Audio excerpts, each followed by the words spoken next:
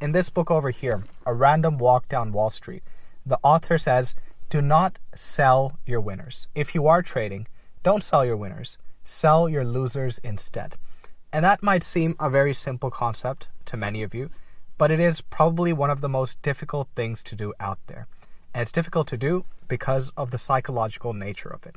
See, a lot of people like to solidify their gains. Say if you've bought two cars, same time, and one of your cars was a RAV4 hybrid, the other car was a Volkswagen or an Audi, a very basic VW or Audi product. And over the years, your RAV4 hybrid has kept its value, or you got it at a very good time where it's actually gone up in value a little bit, and your Volkswagen Audi has gone down in value. Very tempting for people out there to sell the car that has gone up in value and pocket that cash. Because people like to believe that they were right and they like to realize a gain. And that Volkswagen and Audi, and it's almost guaranteed that that car would have gone down in value, certainly would not have gone up in value. People will keep a car like that. Even when they've had to go through repairs, heavy maintenance, things of that nature, even with that, they'll still feel motivated to keep that car because people do not like solidifying their losses. But the truth is, guys, a paper loss is the same thing as a realized loss.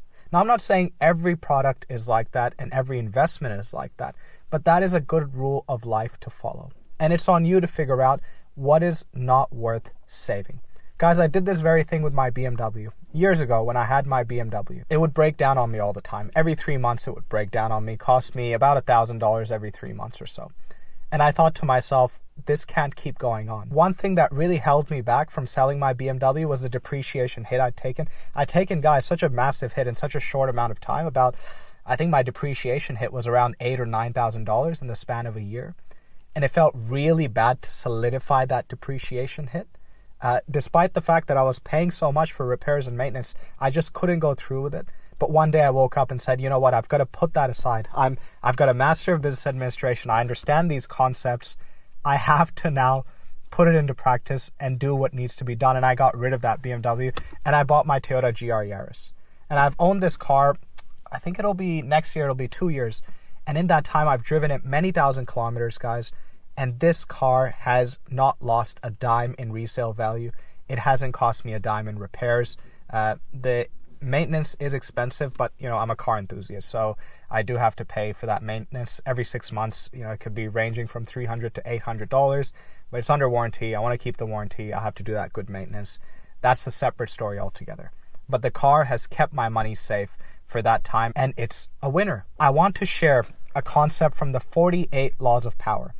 If you haven't read this book by Robert Greene, this is an excellent book, but there is one law that is really applicable to today.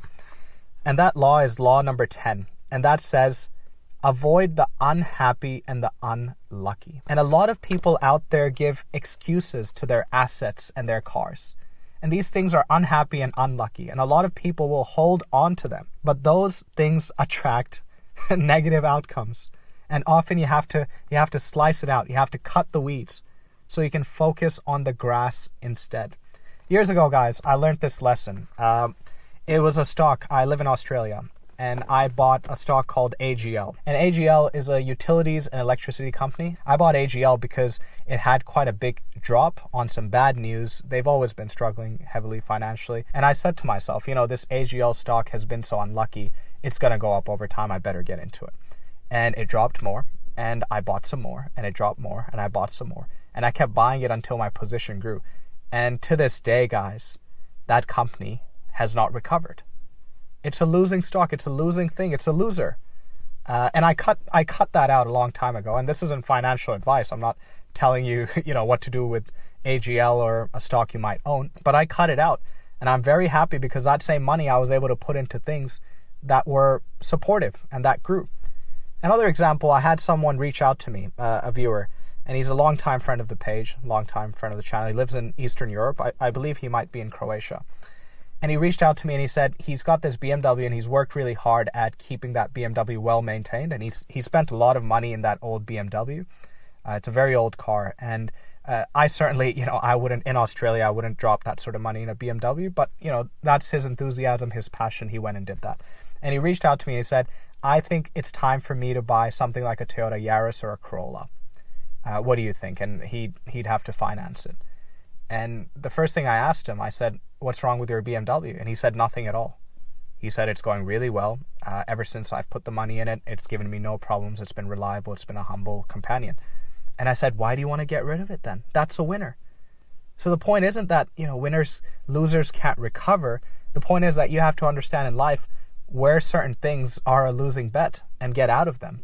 He's got this BMW. Yes, it may have been a loser before, but now it's a winner.